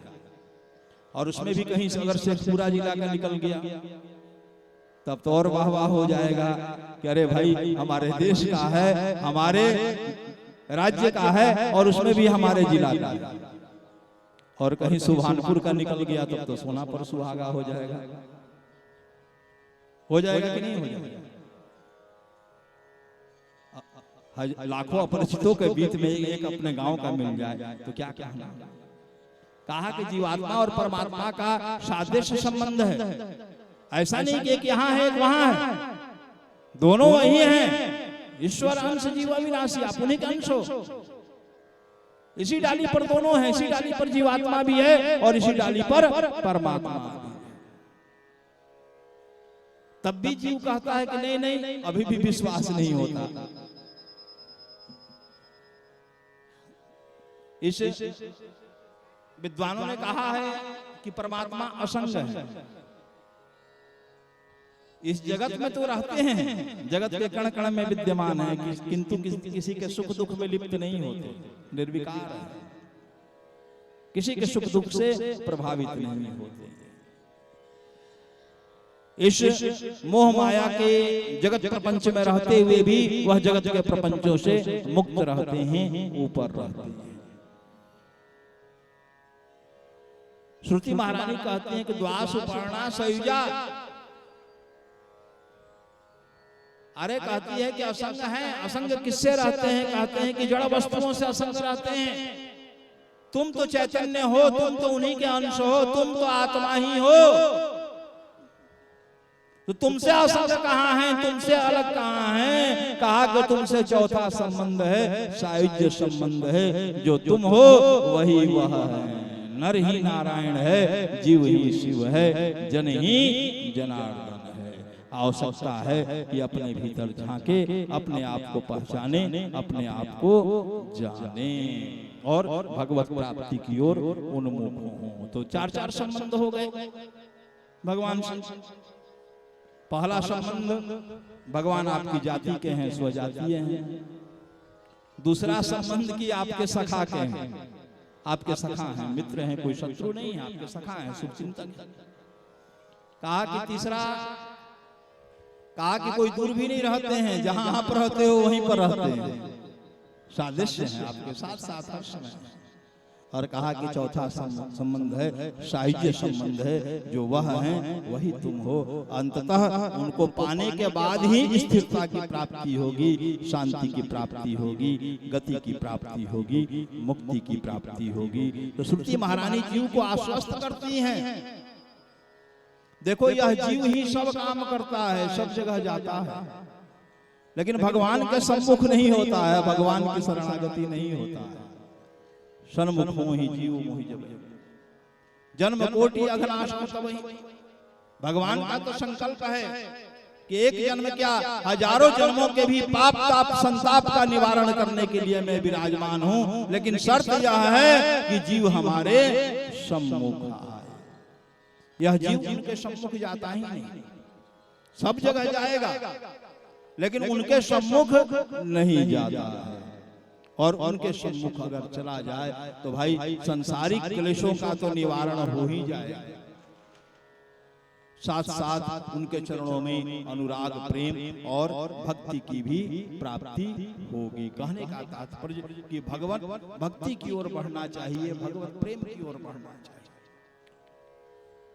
जब तक परमात्मा से भय नहीं होगा, महापुरुषों का सानिध्य प्राप्त नहीं करोगे, अपने सदग्रंथों का सानिध्य प्राप्त नहीं करोगे, अपने सदग्रंथों का अध्ययन अवलोकन नहीं करोगे, भाई भगवान के चरणों में अनुराग नहीं होगा। और सबसे बड़ी बात तो है कि खान पान को शुद्ध करना होगा।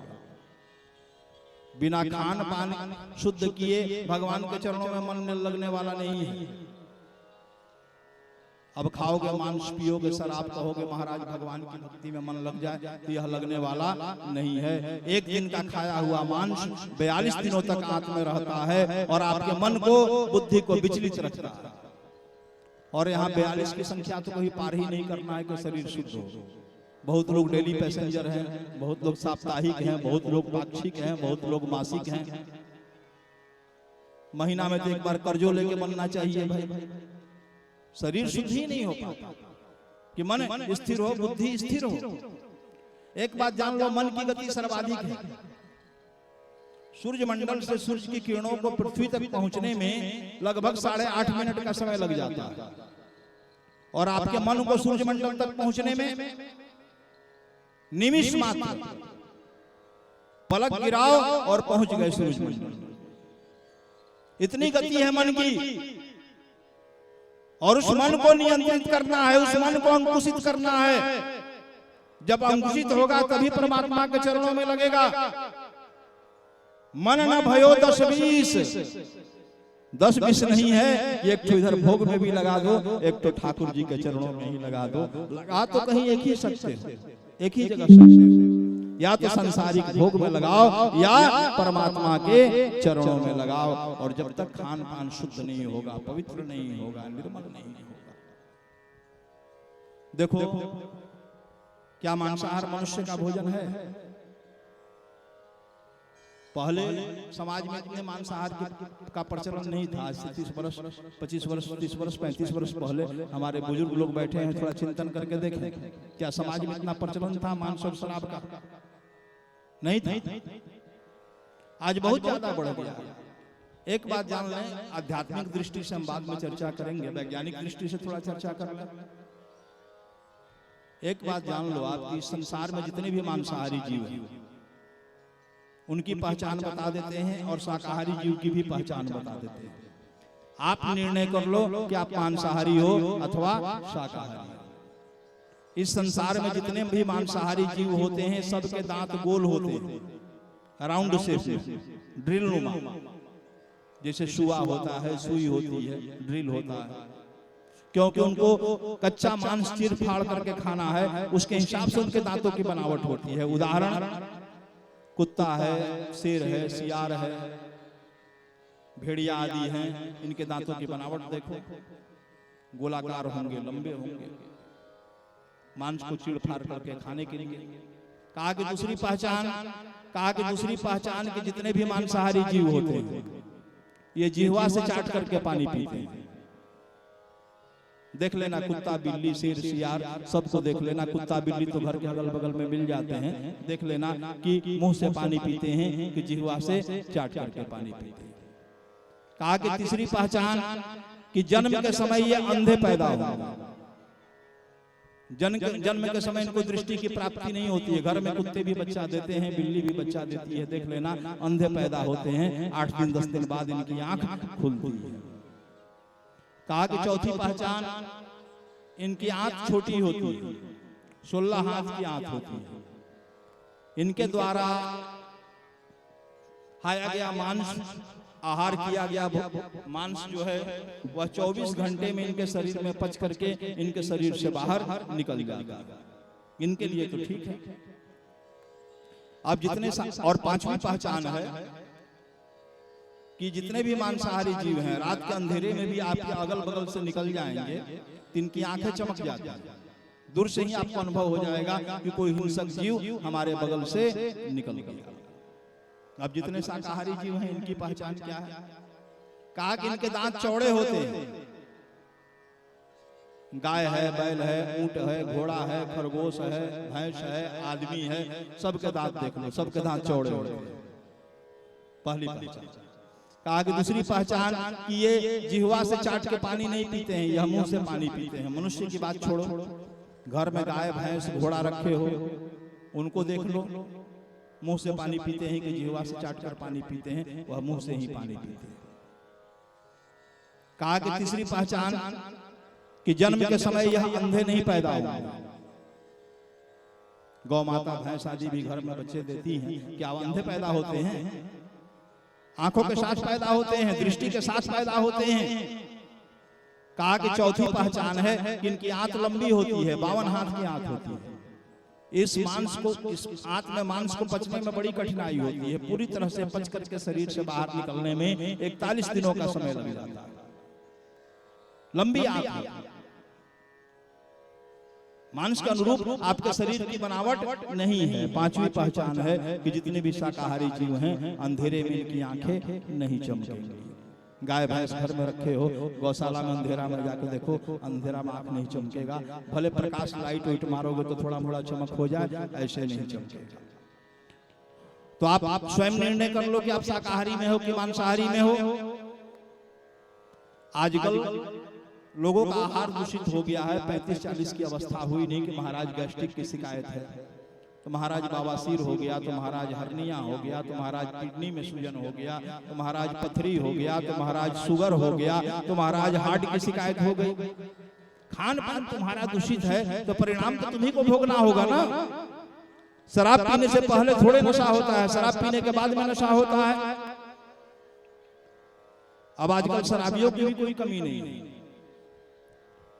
सभी समाजों में आज सबसे ज्यादा शराबखोरी हमारे सनातन समाज में है, हिंदू समाज में। इतनी शराबखोरी कहीं अन्य समाज में नहीं है। आप दृष्टि दौड़ा के देख लो। और देखो, हम कहेंगे कि शराब छोड़ दो तो तुम तो छोड़ने वाले हो नहीं, छोड़ने वाले तो हो नहीं। तो भाई शराब का लाभ बता दे तुमको, खूब लाभ लेते रहो, पीते रहो, खूब लाभ लेते रहो। जिस दिन लाभ लेते लेते थक जाओगे उस दिन तो छोड़ना ही है। या तो शरीर छोड़ दोगे या शराब छोड़ दोगे। शराब क्या है? शुद्ध अल्कोहल। कोई खुशी से शराब पीता है क्या? कभी देखे हो किसी को खुशी से पीते हुए? देखोगे गिलास जब उठाएगा लोग तो आंख बंद करके नाक मुंह सब चढ़ाने लगेगा, बहुत हिम्मत जुटाएगा तब उसको पिएगा। भीतर से आत्मा स्वीकार करना नहीं चाहती है, शरीर स्वीकार करना नहीं चाहता है। जबरदस्ती लोग उसको ढकेलते हैं कि लेना ही पड़ेगा। क्यों नहीं लोगे भाई? दूध आपको दिया जाए तो हंसते हंसते पी लोगे, लस्सी हंसते हंसते पी लोगे, बढ़िया से बढ़िया शरबत दिया जाए हंसते हंसते पी लोगे। क्या शराब हंसते हंसते पी लोगे? नहीं पी सकते हो। बढ़िया चीज होती तो हंसते हंसते पी जाते। आपको 2-4 मीठा खिला दें, 10 मीठा खाते खाते कहोगे महाराज मन भर गया।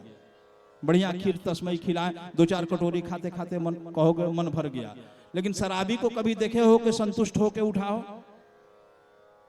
वो जितना पिएगा उसकी प्यास उतनी बढ़ती जाएगी। 4 शराबी कहीं बैठे हो, दूर से देखते रहो इनका तमाशा। एक बोतल आएगी, बोतल खत्म हो गया, अरे यार नशा नहीं हुआ, दूसरी बोतल आ गई, दूसरा खत्म, तीसरा आ गया, चौथा आ गया, पैसा जब तक इनके पॉकेट में है तब तक बोतल पर बोतल आते रहेगा, उधारी मिल रहा है तब भी आते रहेगा। कब इनका मूड बनेगा तो पीते पीते लुढ़क जाएंगे तो समझ लो कि मूड बन गया। और कभी होश आवास में अगर उठ गए, दुकानदार ने उधारी देने से बंद कर दिया, पॉकेट में माल खत्म हो गया, होश आवास में उठ गए तो लड़खड़ाते हुए शराब खाने से बाहर निकले। अब शरीर तो अपने नियंत्रण में है ही नहीं, शरीर तो उत्तेजित है, अपने नियंत्रण में है ही नहीं। हृदय का रक्तचाप बढ़ा हुआ है, ब्लड प्रेशर बीपी तो बढ़ा हुआ है, सबसे उलझते चलोगे। कमजोर होगा तो भाई प्रणाम सलाम करके चला जाएगा, लेकिन कहीं बलवान से पाला पड़ गया, कहीं बलवान से टकरा जाओगे तो दो चार हाथ से वहीं स्वागत होगा, उससे भी तुम्हारा मन नहीं भरेगा। तो रोड किनारे आजकल सरकार ने बहुत बड़े बड़े नाले बनवा दिए, लड़खड़ाते हुए कहीं उन नालों में चले गए तो पूरे के पूरे डूब जाओगे, वहीं गंगा जमुना सरस्वती का स्नान, संगम का स्नान वहीं हो जाएगा। और कहीं चलते चलते रोड में लुढ़क गए और भैरव महाराज उधर से गुजर रहे होंगे तो वह भी जल से अभिषेक करते हुए चले जाएंगे। इन सब से भी अगर बच जाओगे, भगवान की कृपा हुई इन सब से कहीं बच गया, तो कहीं रास्ते में जुआ खेला जा रहा हो, वहां जाकर बैठ जाओगे और जुआ खेलना शुरू करोगे। और जुआ 5-10 रुपया का नहीं खेलोगे, जितना पॉकेट में माल रहेगा सब निकाल करके पटक दोगे, क्योंकि शरीर तो होश में है नहीं, विवेक तो काम करना रहा नहीं, ज्ञान नष्ट हो चुका है। सारा पैसा पटक दोगे। कोई है 5,000 का दाव खेलने वाला और सामने वाले के पॉकेट में 5 रुपया नहीं रहेगा, लेकिन तुमसे 5,000 का दाव खेलेगा और वह जीतेगा, तुम्हारा पैसा लेके जाएगा। और सुबह तो जब तुम उठोगे तो तुमको याद भी नहीं रहेगा कि उस पैसे का तुम शराब पी गया, कि किसी को दिया, कि कहीं रास्ते में गिरा, क्या हुआ, यह भी तुमको याद नहीं रहेगा।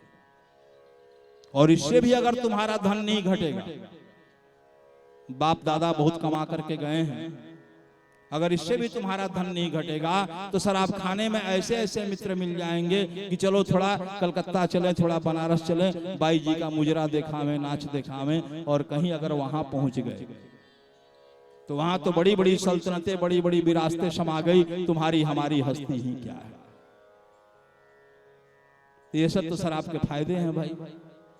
जिनको खूब फायदा लेना हो, शराब मांस का आप लोग खूब फायदा लो, लेकिन इनको छोड़ना चाहिए। इनको छोड़ने से शरीर की शुद्धि होती है। आजमाना हो, आजमा लो, 1.5 महीने छोड़ दो, शराब छोड़ दो, मांस छोड़ दो, लहसुन प्याज खाना छोड़ दो, 1.5 महीने शुद्ध सात्विक भोजन करो। 1.5 महीने के बाद 46वें दिन आकर के हमसे मिल लो। अगर तुम्हारा संस्कार नहीं बदल गया, अगर तुम्हारा विचार नहीं बदल गया, अगर तुम्हारे जीवन जीने की शैली नहीं बदल गई, तो उसी दिन हम लोग साजता छोड़ देंगे, यह वस्त्र उतार करके रख देंगे। खान पान का बहुत बड़ा प्रभाव जीवन पर होता है। खान पान को शुद्ध करना चाहिए, पवित्र करना चाहिए, निर्मल करना चाहिए। जैसा खाओगे अन्न वैसा होगा मन, जैसा पियो पानी वैसी बोलो वाणी। तो अपने खान पान को शुद्ध करना चाहिए, पवित्र करना चाहिए, निर्मल करना चाहिए। आजकल तो भाई सब खान पान बिगड़ गया है, आचरण संस्कार बिगड़ गया है। आजकल होटल में ही टोटल हो गया है, कहीं कुछ खा लो, कहीं कुछ पी लो, चौक हो, चौराहा हो, रोड हो, कहीं कोई नियम, कोई प्रतिबंध नहीं। और उसी का परिणाम है कि आज हमारे संस्कारों में, विचारों में बहुत ज्यादा गिरावट दिख रही है। आज से 25-30 वर्ष पहले का आप समाज का संस्कार देखें, विचार देखें, आज नैतिकता का पतन बहुत तेजी से हो रहा है। खास करके हमारा युवा समाज ज्यादा प्रभावित हो रहा है, नशा आदि के प्रभाव में ज्यादा प्रभावित हो रहा है। और हमारे युवा ही हमारे कल के भविष्य हैं।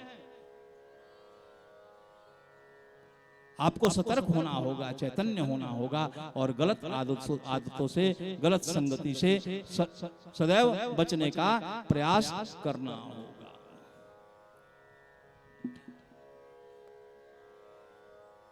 अच्छे लोगों की संगति करना चाहिए और बुरी संगति से सदैव दूर होने का प्रयास करना चाहिए। तभी जीवन में सुधार होता है, संस्कार आता है। और देखो, मर्यादित जीवन जीना चाहिए, मनमाना उच्च श्रृंखल जीवन नहीं जीना चाहिए। मर्यादा किसे कहते हैं? मर्यादा शब्द का संधि विच्छेद करेंगे तो दो अर्थ निकलते हैं, मर्ज जोड़ आदान। मर्ज का अर्थ मरण धर्मा प्राणी। अपने परित्राण के लिए जब भगवान की शरणागति स्वीकार करता है और अपने आचरण में, संस्कार में, अपनी गलत आदतों में सुधार करता है, चरित्रवान संस्कारवान बनता है, अपने जीवन में कुछ नियमों को, कुछ आचरणों को, कुछ संस्कारों को धारण करता है, उसका नाम मर्यादा है। पशुओं में कोई मर्यादा होती है? नहीं होती है। पशु उच्च श्रृंखल होते हैं। गाय भैंस के बच्चे देखो, जन्म लेते हैं, जन्म का भी आधा घंटा बीतेगा नहीं कि लॉन्ग जंप, हाई जंप शुरू हो जाता है। होता है कि नहीं? और मनुष्यों के बच्चे, माताएं साल भर तेल सोटते रहती हैं, उंगली पकड़ के चलाना सिखलाती हैं, बहुत प्रयास करती हैं, तब कहीं चलते हैं। पशुओं के बच्चे देखो, कुछ ही 1-2 वर्ष 3 वर्ष में बड़े हो जाएंगे, सब शरीर से भी बड़े, बल से भी अधिक बलवान, सब कुछ होंगे, लेकिन उच्च श्रृंखल होते हैं, मर्यादा से हीन होते हैं। इस कारण आयु कम होती है। 10-12 वर्ष की आयु है, 10-12 वर्ष में वह काल को प्राप्त हो जाते हैं।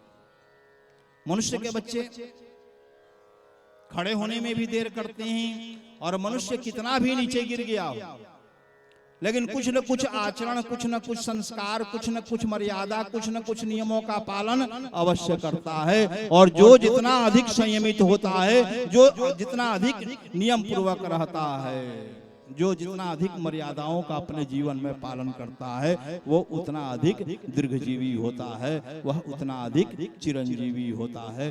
कहने का तात्पर्य है कि जीवन में मर्यादा से युक्त होना चाहिए, संस्कार से युक्त होना चाहिए, आचार और विचार से युक्त होना चाहिए, खान पान शुद्ध होना चाहिए, पवित्र होना चाहिए। क्योंकि भगवान का भी वचन है, मोहि कपट छल छिद्र न भावा और निर्मल जनमन सो मोहि पावा। तो आजकल तो भाई कपट छल छिद्र प्रपंच से ही सब भरे हुए। हृदय इतना काला है कि अगर हृदय में घुस जाओ तो पूरा का पूरा कोयलोरी का खादान है, जो घुस जाए वो बिना काला हुए बाहर नहीं निकल सकता। हृदय की पवित्रता नष्ट हो गई। बुद्धि की तीव्रता तो बहुत हो गई है, बुद्धि बहुत तीव्र हो गई। आप अपने बचपन में अपना बचपन याद कीजिए और आजकल के बच्चों लोग को देखिए, कितने तीव्र बुद्धि है। कहा कि बुद्धि तो बड़ी तीव्र होती जा रही है, कलयुग जैसे जैसे बढ़ रहा है, लेकिन बुद्धि की पवित्रता, बुद्धि की निर्मलता जो है, वह धीरे धीरे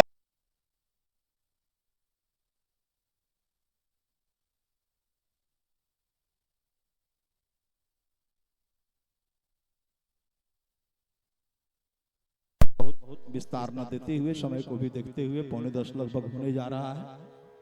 कोई विषय छेड़ेंगे तो हम लोग तो बोलने के प्रवाह में बोलते चले जाएंगे, अगला का समय का अतिक्रमण हो जाएगा। हम लोग प्रयास करते हैं कि समय से आ जाएं और समय से 5-10 मिनट पहले छोड़ दें, किसी का 5 मिनट समय हमको न लेना पड़े।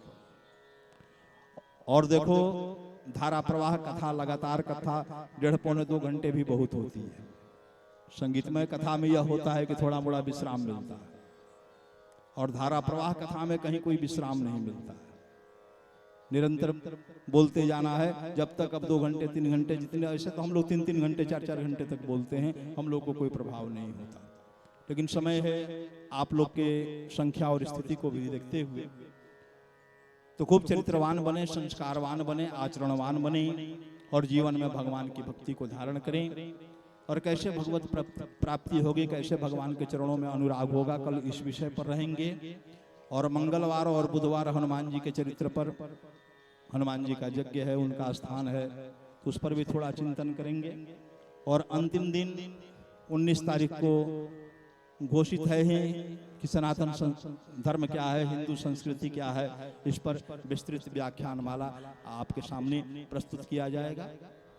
आइए 2-4 बार भगवत नामोच्चारण, फिर वाणी को विश्राम देंगे। सीताराम राम राम, सीताराम राम राम, सीताराम।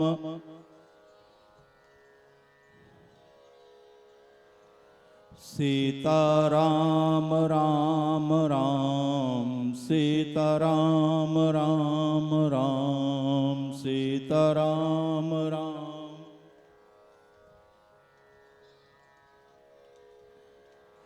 राजा राम राम राम, राजा राम राम राम, राजा राम।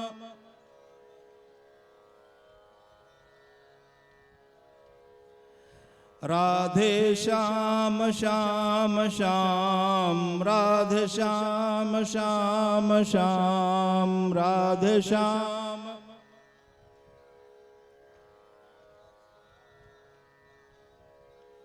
सीताराम राम राम, सीताराम राम राम, सीता।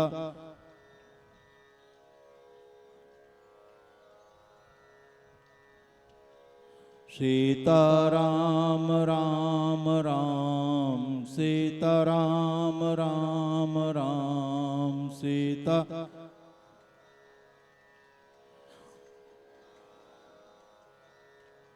बोलिए सियावर रामचंद्र की, राधा वल्लभ सरकार की, उमापति महादेव की, यज्ञ नारायण भगवान की, श्री हनुमंतलाल जी महाराज की।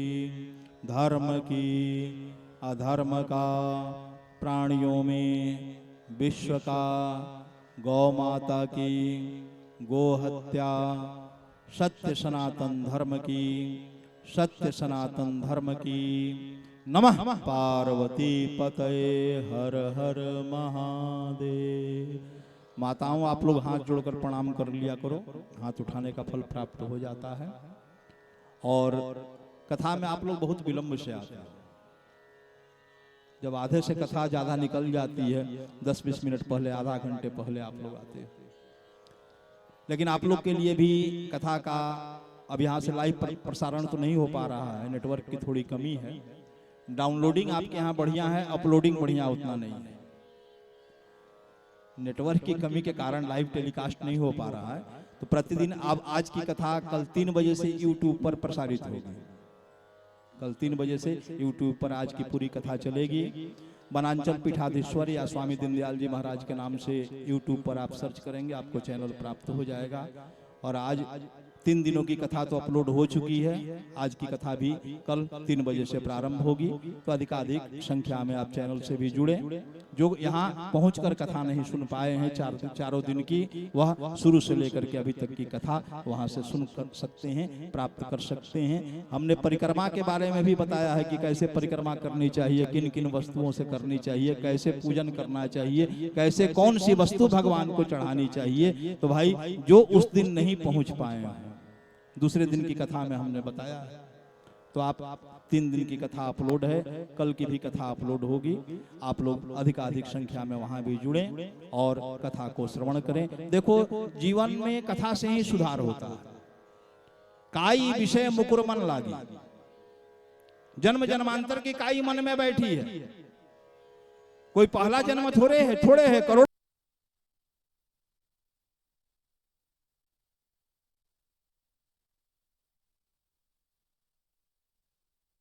में तो भटक रहे हो।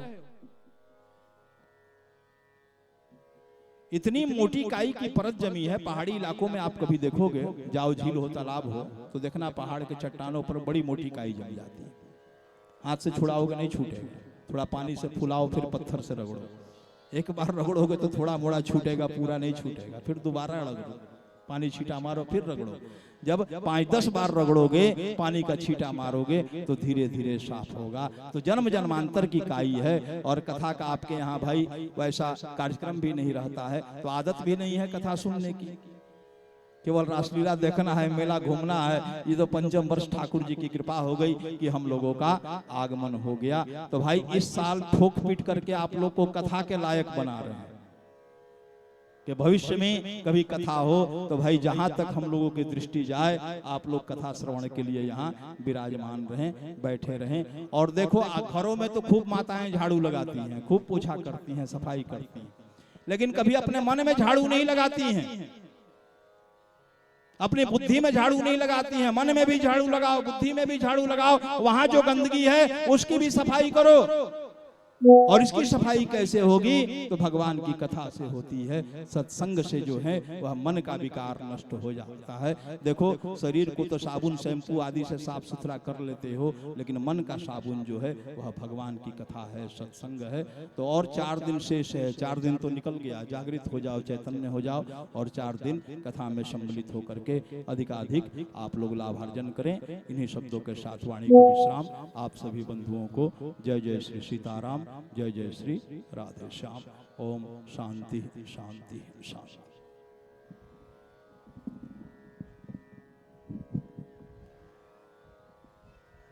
हेलो।